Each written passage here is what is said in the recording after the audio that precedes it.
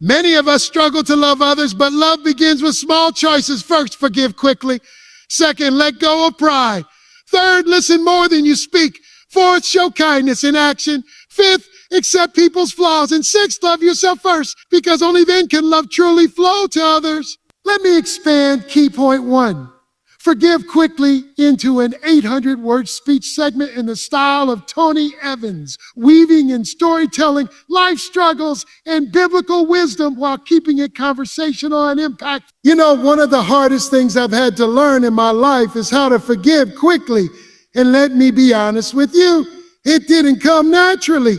Forgiveness has never been easy for me, and maybe it hasn't been easy for you either. Because when somebody wounds you deeply, when somebody you love lets you down, when someone betrays you or talks about you behind your back, the last thing you feel like doing is forgiving them. What you feel like doing is holding on to the anger, holding on to the pain, holding on to the bitterness, because it feels like if I forgive, I'm letting them off the hook. It feels like if I forgive, I'm saying what they did to me was okay, and I wrestled with that for years. I remember times in my own journey when I carried hurt in my chest like a weight that wouldn't lift. People I trusted broke that trust.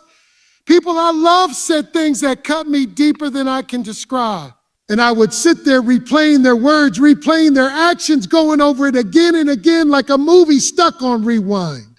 And the more I replayed it, the angrier I got, the more bitter I became, and the less joy I had. I try to preach, I try to pray, but deep inside, I was still holding on to offenses that kept my heart chained.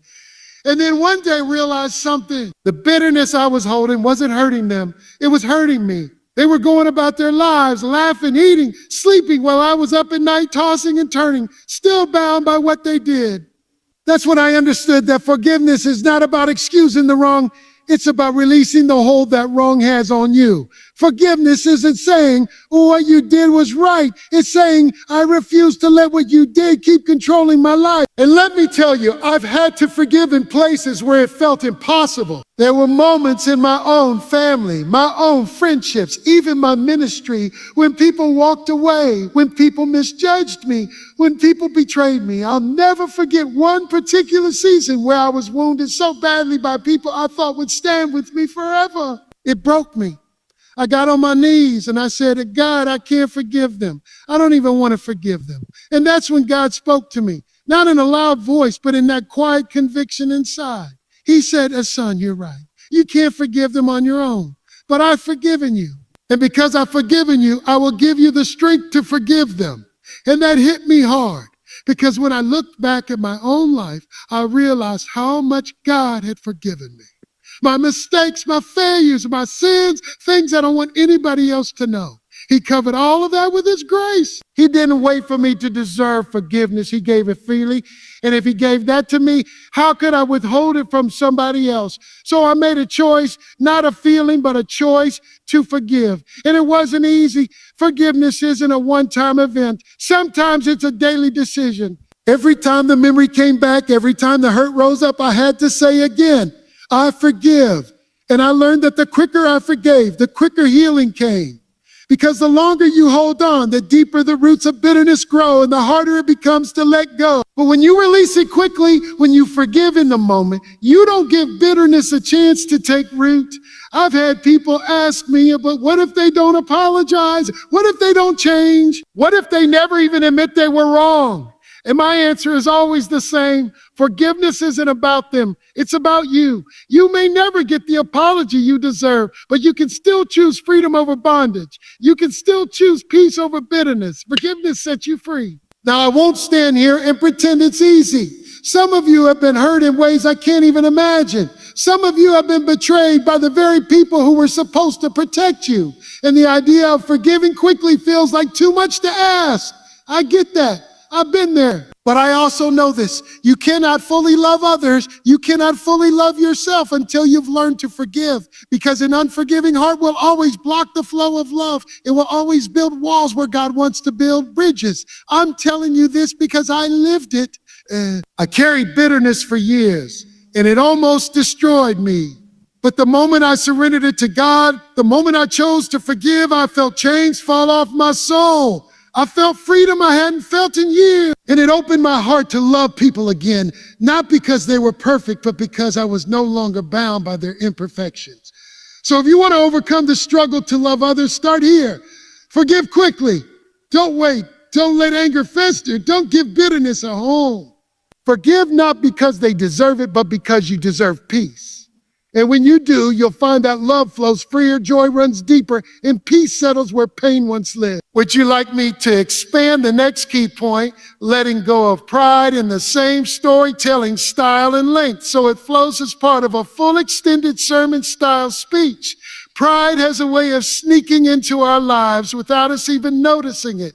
Most of the time, we don't think we're proud. We just think we're protecting ourselves, we're proving ourselves, we're standing our ground. But pride is tricky. Pride whispers, don't let them see you weak. Don't let them think they got the best of you. Don't let them know you're hurt. And before you know it, pride builds a wall so high that nobody can climb it, not even the people who are trying to love you. I've wrestled with pride more times than I care to admit. I grew up being taught to be strong, to carry myself with dignity, to push through. And there's nothing wrong with strength. But pride isn't strength. Pride is a mask. It covers up what's really going on inside, and it makes you believe you don't need anyone, not even God. I know because I wore that mask for years. I remember when I was younger in ministry. I thought I had to prove myself, prove I could handle it all, prove I didn't need anybody's help. People would come and offer support, and I'd smile and say, I'm good. But deep down, I wasn't good. I was tired, I was stretched, I was breaking. But pride kept me from admitting it. And the more I kept it in, the heavier it got. Until one day, God had to humble me. He let me reach a breaking point where I had no choice but to admit, I can't do this on my own. It wasn't easy. I didn't like feeling vulnerable. I didn't like asking for help. I didn't like saying I was wrong. But that's what pride does. It makes you allergic to humility. It convinces you that admitting weakness makes you small, when the truth is, admitting weakness makes you free. I've seen pride destroy marriages, tear apart friendships, and split churches. And do you know what's at the root of it? Nobody wants to say, I'm sorry. Nobody wants to say, I need you. Nobody wants to say, I was wrong. Pride keeps the words stuck in your throat, even though you know they need to come out. I've been there. I've looked my own wife in the eye after a heated argument, and I knew I was wrong, but pride wouldn't let me say it. I'd walk away, pacing, waiting for her to come first, and God would deal with me. He'd whisper, go back and make it right. And I'd wrestle because pride hates to bow down. But every time I finally laid it aside and humbled myself, peace came back into that room. Love came back into that room. You see, pride and love cannot live in the same house. Pride says, me first. Love says, you first. Pride builds walls. Love builds bridges. And if you find it hard to love others, many times it's because pride is sitting on the throne of your heart, blocking the flow of love. I can't tell you how many times pride almost cost me relationships that matter. People I cared for deeply, but my pride wouldn't let me reach out first. I told myself, if they want to fix it, they know where to find me. And I sat there stubborn, waiting while the relationship slowly died. One day I had to face the truth. My pride was more important to me than the person. And that broke me because that's not who I wanted to be. That's not what love looks like. Love moves first. Love reaches out. Love says, I value you more than I value being right. Now, don't get me wrong. There are still moments where pride tries to rise up in me. Even after all these years, I feel it. That urge to defend myself, to make sure nobody gets over on me, to make sure my name is protected. But every time it shows up, I remember the pain it's caused me in the past. I remember the opportunities I lost because I couldn't humble myself. I remember the seasons I walked alone, not because people left me, but because my pride pushed them away. And I've learned the hard way that humility opens doors pride will always keep closed. Let me tell you something. Real strength is not in how high you hold your head. It's in how low you're willing to bow. Real strength is being able to say, I'm sorry. Real strength is admitting, I can't do this without you. Real strength is being willing to let go of your ego so love can flow freely. I don't stand here as someone who has mastered it all. I've stumbled. I've failed. I've had seasons where pride had me so bound that I couldn't see straight. But I've also tasted the freedom that comes when you finally let it go. And I promise you, when you put pride down, you'll pick love up in a way you never thought possible. So if you want to learn how to love others when it feels hard, you've got to let go of pride. Because as long as pride is in charge, love will always struggle to find its place. Listening more than you speak sounds simple, but it's one of the hardest lessons I've had to learn. See, most of us don't really listen. We wait for the other person to stop talking so we can jump in with what we want to say. We wait so we can defend ourselves, prove our point, or fix the problem. But real listening isn't about waiting to speak. It's about hearing the heart behind the words. And if you don't learn to listen, you'll always find it hard to love. I can remember times in my own marriage when I thought I was listening. My wife would be talking, pouring out her feelings, and I'd be nodding along. But in my head, I was preparing my response. I was getting my defense ready. I was lining up my words so that when she finished, I could explain why I was right. And when I finally did speak, she would look at me and say, "You're not listening." And she was right, because even though I heard her voice, I hadn't heard her heart.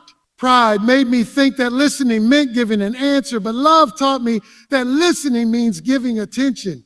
And it hasn't just been at home. I remember early on in ministry, people would come to me for counsel. They'd be carrying real burdens, marriages falling apart, children in trouble, finances in crisis. And while they were talking, I'd already be preparing a sermon in my mind. I thought they came for solutions, so I rushed to give them answers. But I learned over time that sometimes people don't need your solutions. They need your silence. They need you to sit in their pain long enough to understand it. They need you to be present before you are profound. That was a hard pill for me to swallow because I've always been a talker. Talking was my way of leading, of guiding, of fixing. But then life gave me moments where I had no choice but to listen. I've had children come to me with struggles I couldn't fix with a quick word. I had to stop, sit, and really hear what they were saying, not just their words, but the feelings under the words. And I'll be honest, because I real the noise of constant talking. Love grows in the quiet where listening happens. Listening requires patience. It requires humility. It requires putting your agenda aside long enough to care about someone else's. And that doesn't come naturally. I've struggled with it because everything in me wants to rush to a solution. Everything in me wants to explain my side, defend my position, or tell my story. But I've had to learn that love doesn't demand to be heard first. It chooses to hear first. There were seasons in my life when I thought people didn't care about me. I felt unheard, overlooked, dismissed. And it wasn't until later that I realized I was doing the same thing to others. I wanted people to sit and really listen to me, but I wasn't giving that gift back. And when God showed me that, it broke me. I had to repent. I had to go back to people and say, "I didn't hear you like I should have. I didn't give you the attention you deserved." That was humbling, but it was also freeing. Because once I started listening more, relationships started to heal, trust started to rebuild, love started to flow again. And here's the thing, when you listen, you're not just hearing words, you're honoring the person. You're saying, "You matter enough for me to stop talking and pay attention." That's love. And love cannot thrive where listening is absent. I think about Jesus, how often he just listened to people. He listened to the woman at the well tell her whole story. He listened to blind Bartimaeus cry out again and again. He listened to his disciples when they were confused, when they were afraid, when they were doubting. He wasn't rushing to cut them off. He was giving them space to speak because listening itself was an act of love. I've missed moments because I didn't listen. I've hurt people because I thought I knew what they were saying, but I never slowed down to really hear them. And I don't want to keep making that mistake. I've had to discipline myself to put the phone down, turn off the TV, shut my mouth, and look somebody in the eye when they're speaking to me. Because that's what love does. It gives attention, not just words. I won't stand here and tell you I've mastered it. I still get it wrong sometimes. I still catch myself jumping in too fast, ready with an answer.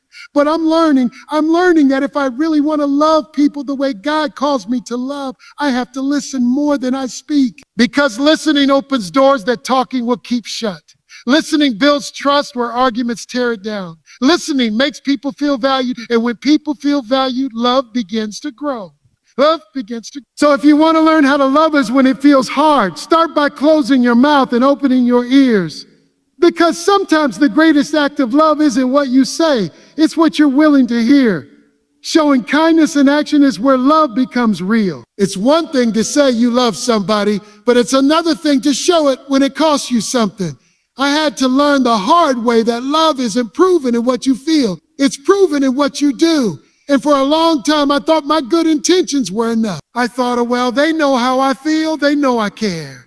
But people can't read your heart. They can only see your hand. I remember a season when I was so busy doing what I thought was important, preaching, building, trying to keep everything together, that I overlooked the small acts of kindness that my own family needed. My wife needed more than sermons from me. She needed support. My children didn't just need to hear me say I love them. They needed me to show up at their games, to listen to their stories, to be present.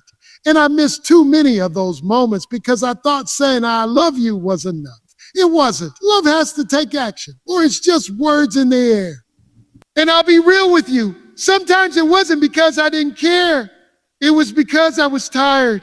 I'd come home worn out from a long day, and the last thing I wanted to do was extend myself. I wanted to sit down, be quiet, and be left alone. But that's when love asks the hardest question: will you go beyond what's comfortable? Will you go beyond what's convenient? Because real love shows up even when it's tired. Real love serves even when it's not easy. I've been on the other side too. I've been in seasons of hurt where I desperately needed kindness from people around me, but instead of action, I got silence. I thought certain friends would be there, but they disappeared when things got tough. That left me feeling abandoned and unworthy. And God used that season to teach me that kindness isn't optional. It's the very thing that helps people hold on when life feels unbearable. You never know what somebody's carrying. You never know what kind of weight they're under. A simple act of kindness, holding a hand, cooking a meal, giving your time, can be the very thing that keeps them going. I'll never forget one moment when I was going through one of the darkest valleys of my life. I was overwhelmed, discouraged, and feeling like I had nothing left to give. And out of nowhere, a brother showed up at my house with dinner. He didn't preach. He didn't lecture. He didn't try to fix me. He just knocked on the door, handed me food, and said, I thought you might need this. That simple act broke me in the best way. It reminded me that I was seen, that I was valued, that I wasn't alone. And in that moment, God reminded me that this is what love looks like: quiet, practical, sacrificial kindness. The truth is, love is not measured by the size of the act, but by the heart behind it. Sometimes we think we have to do something huge to prove our love, but most of the time it's the small things that make the biggest difference. It's the hug you give when someone's falling apart. It's the text message that says, I'm thinking about you. It's the patience you show when someone's having a rough day. Those acts may seem small to you, but to the person receiving them, they can mean everything. I've had to admit that I didn't always get this right.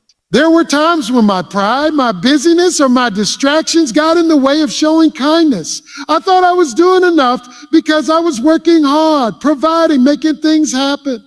But love doesn't just provide. Love notices. Love pays attention. Love looks for the need and moves to meet it. And I had to humble myself to learn that love without action is incomplete.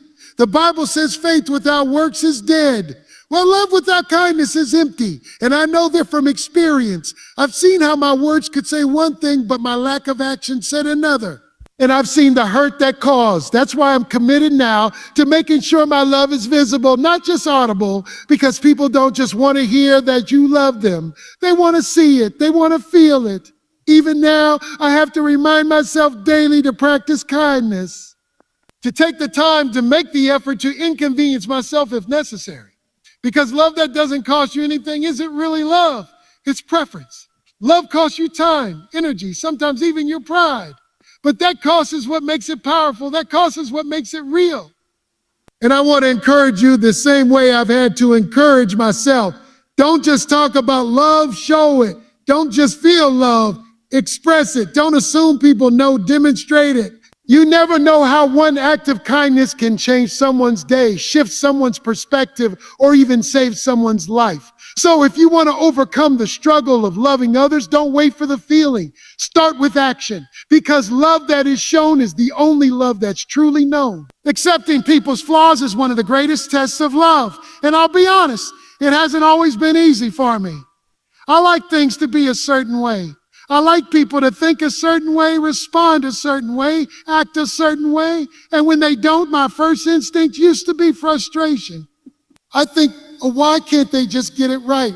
Why can't they do it the way I would do it? But life has taught me that if you're going to truly love others, you've got to learn to accept them as they are, not as you wish they were.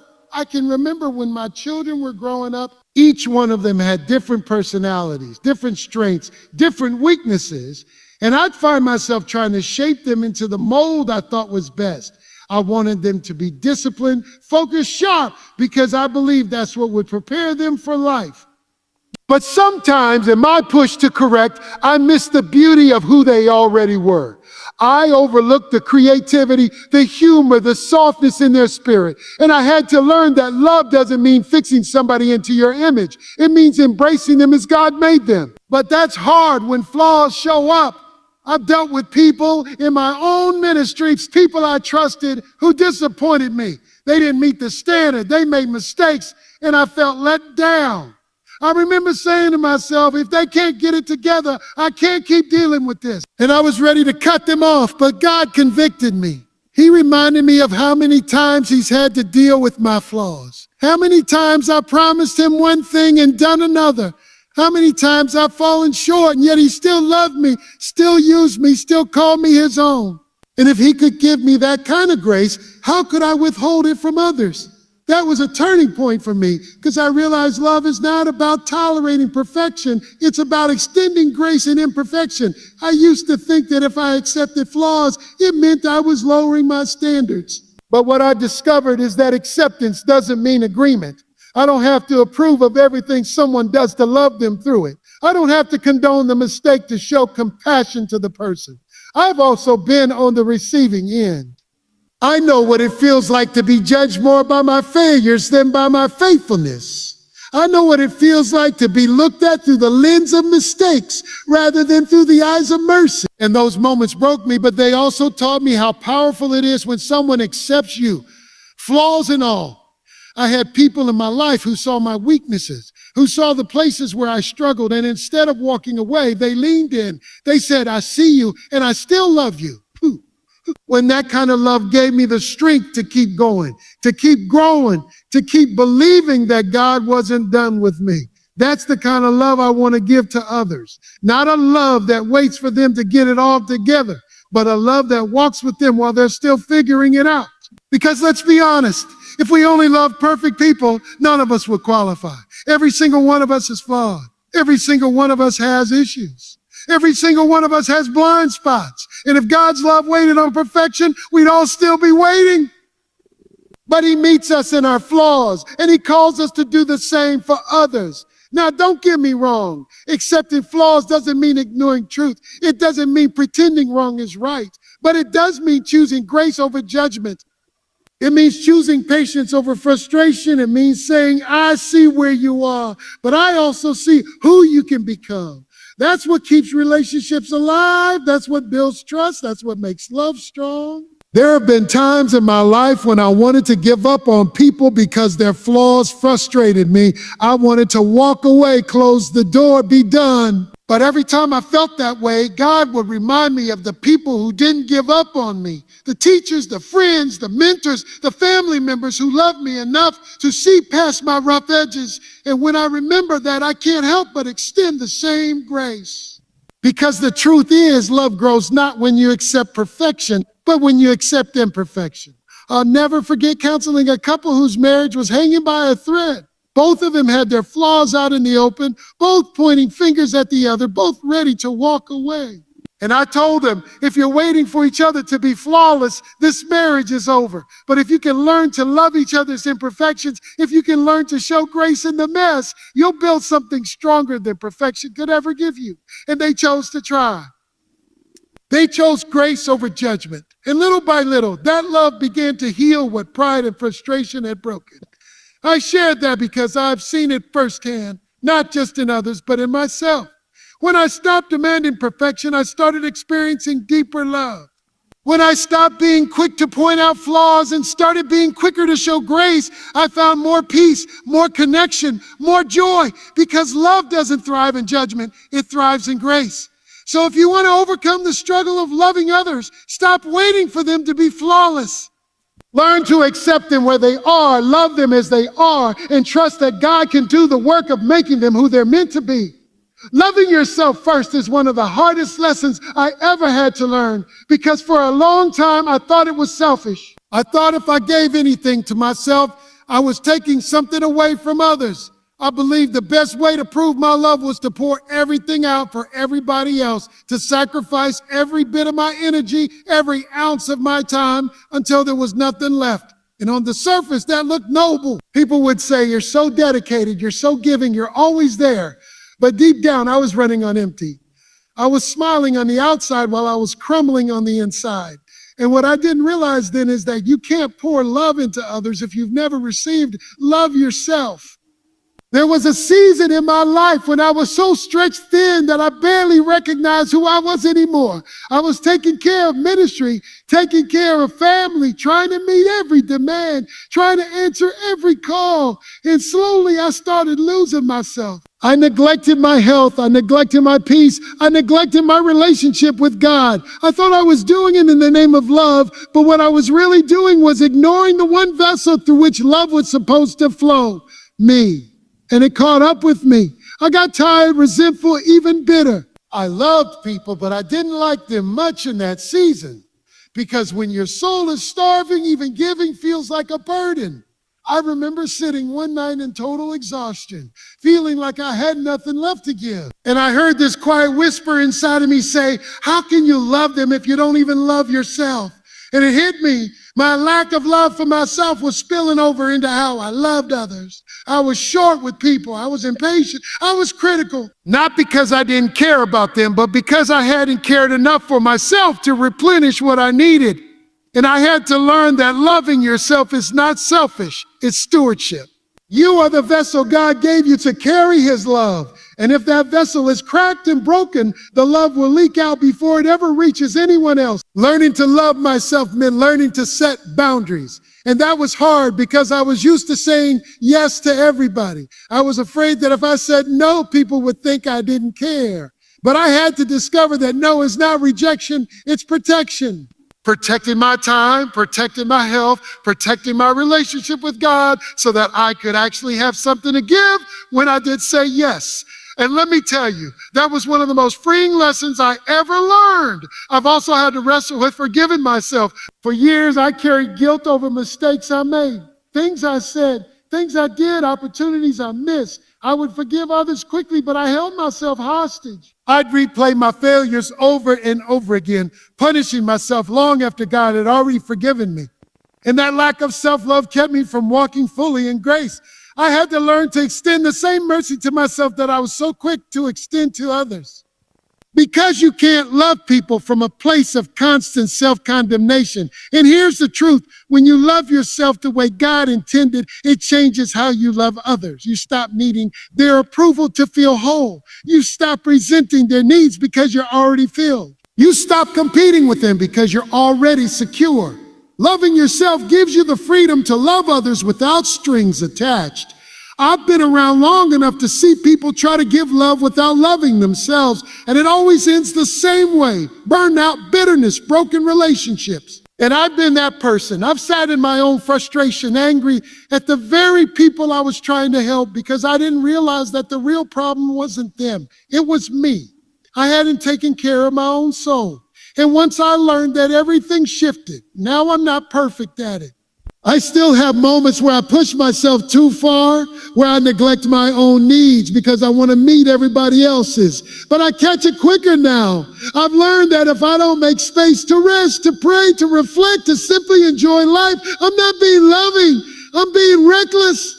And I've also learned that when I do love myself, when I nurture my spirit, when I forgive myself, when I value myself the way God values me, my love for others flows more freely, more patiently, more joyfully. So if you're struggling to love others, maybe the first place to look is inward.